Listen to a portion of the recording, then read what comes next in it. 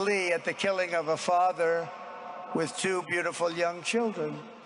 And the same commentators who this week are screaming fascism over a canceled late-night TV show where the anchor had no talent and no ratings, last week were implying that Charlie Kirk deserved what happened to him. No side in American politics has a monopoly on disturbed or misguided people. But there's one part of our political community which believes they have a monopoly on truth, goodness, and virtue, and concludes they have also a monopoly on power, thought, and speech. Well, that's not happening anymore. We've turned that corner very quickly.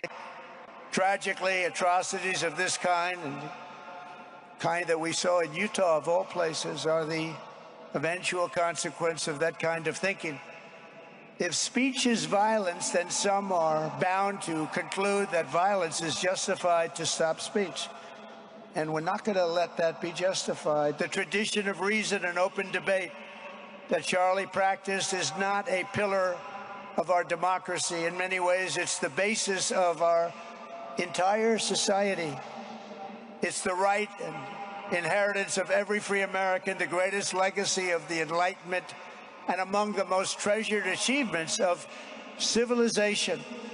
We will defend it at all costs, and we will carry forward the torch of liberty that Charlie Kirk held so proud and so high. He was so proud, and he did hold that torch high. We will never, ever let it fail.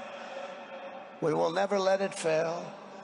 But we're going to raise it higher than ever before. It's going to be raised, and this is the beginning. Perhaps it should be no surprise that Charlie, who spent his life speaking with the critics of these traditions, ultimately became convinced that we needed not just a political realignment, but also a spiritual reawakening. We did.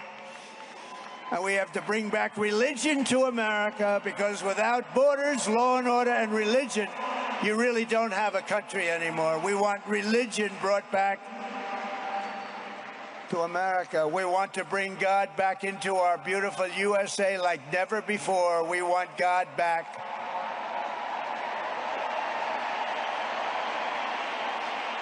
Charlie would have been so pleased to hear his friends and colleagues today giving testimony and giving glory to God.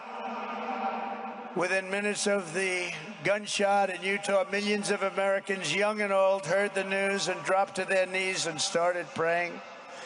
Even many who rarely prayed asked God for a miracle. Please, God, save Charlie. But although Charlie's time with us on earth is